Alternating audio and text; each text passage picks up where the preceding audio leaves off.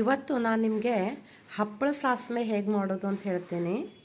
ಹಪ್ಪಳ ಇರುತ್ತೆ ನೋಡಿ, ಅದನ್ನು ಸುಟ್ಟು ಬಿಟ್ಟು ಪೌಡ್ರ್ ಮಾಡಿ ಸಾಸ್ಮೆ ಮಾಡೋದು ತುಂಬ ರುಚಿಯಾಗುತ್ತೆ. ಅದು ಊಟಕ್ಕೆ ಅನ್ನದ ಜೊತೆ ಊಟ ಮಾಡಬೇಕು ಹಾಕ್ಕೊಂಡು. ಅದಕ್ಕೆ ನಾನಿಲ್ಲಿ ಸ್ವಲ್ಪ ಕಾಯಿ ತುರಿ ತೊಗೊಂಡಿದ್ದೀನಿ ನೋಡಿ.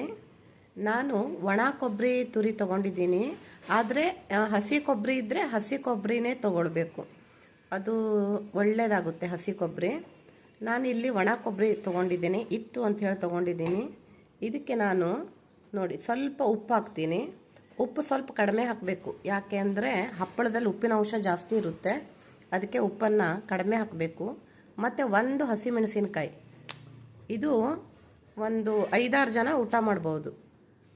ಒಂದೇ ನಿಮಗೆ ಖಾರ ಬೇಕು ಅಂದರೆ ಬೇಕಾದರೆ ಇನ್ನೊಂದು ಅರ್ಧ ಹಸಿಮೆಣಸಿನಕಾಯಿ ಹೆಚ್ಚು ಹಾಕ್ಕೊಳ್ಳಿ. ನಾನು ಒಂದೇ ಹಸಿಮೆಣಸಿನಕಾಯಿ ಹಾಕಿರೋದು. ಹಿಂಗೆ ಹಾಕ್ತೀನಿ.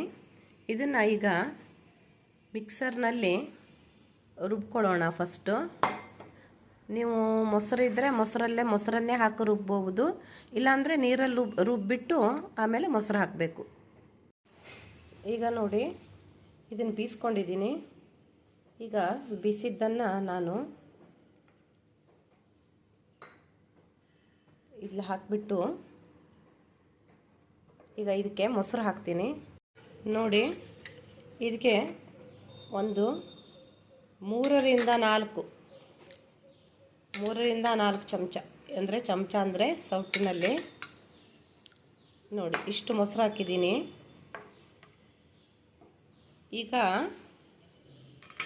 ಇದಕ್ಕೆ ನಾನೀಗ ಹಪ್ಪಳ ಸುಟ್ಟು ಹಾಕ್ತೀನಿ. ಇಲ್ಲಿ ನೋಡಿ, ನಾನು ಈಗ 4 ಹಪ್ಪಳ ತೊಗೊಂಡಿದ್ದೀನಿ. 2 ಹಸಿಮೆಣಸಿನಕಾಯಿ ಹಪ್ಪಳ ಮತ್ತು 2 ಒಣಮೆಣಸಿನಕಾಯಿ ಹಪ್ಪಳ. ಇದು 4 ಹಪ್ಪಳವನ್ನು ಈಗ ನಾನು ಸುಟ್ಕೊಂಡು ಬರ್ತೀನಿ. ನೀವು ಬೇಕಿದ್ದರೆ ಎಣ್ಣೆ ಒಳಗೆ ಕರ್ಕೊಳ್ಳೂಬಹುದು, ಸುಟ್ಟಿದ್ರೆ ಅದು ಒಂಥರ ಇದಾಗುತ್ತೆ ನೋಡಿ.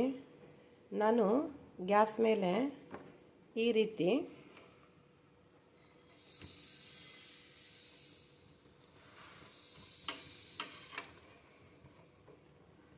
ಹೀಗೆ, ಅದು ನಿಮ್ಮದು ಇದಿರುತ್ತಲ್ವ ಪಕ್ಕಡ್, ಅದಕ್ಕೆ ನೀವೇನು ಹೇಳ್ತೀರಾ ಅದನ್ನು ಹಿಡ್ಕೊಂಡು ಹೀಗೆ ಸುಟ್ಕೊಂಡು ಬಿಡಬೇಕು.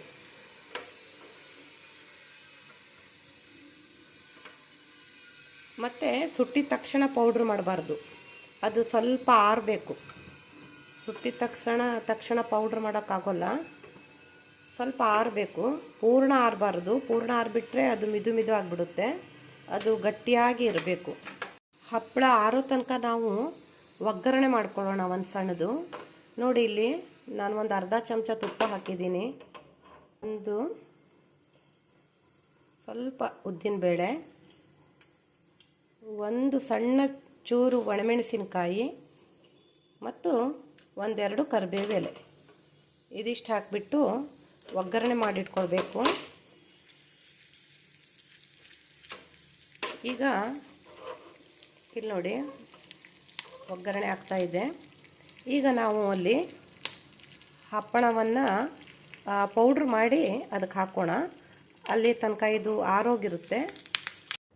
ಇಲ್ಲಿ ನೋಡಿ, ಇದು ಪೌಡ್ರ್ ಮಾಡಿ ಇಟ್ಕೊಂಡಿದ್ದೀನಿ ಹಪ್ಪಳವನ್ನು. ಇದನ್ನು ಈಗ ನಾನು ಇದಕ್ಕೆ ಹಾಕ್ತೀನಿ.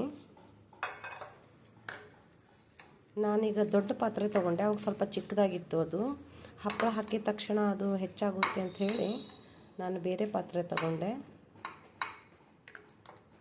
ಇಲ್ಲಿ ನೋಡಿ, ಇದು ಹಪ್ಪಳ ಹಾಕಿದ್ದೀನಿ. ಈಗ ಇದಕ್ಕೆ ನಾವು ಮಾಡಿಟ್ಕೊಂಡಿರೋ ಒಗ್ಗರಣೆ ಇದೆಯಲ್ಲ, ಅದನ್ನು ಹಾಕಿಬಿಡೋಣ.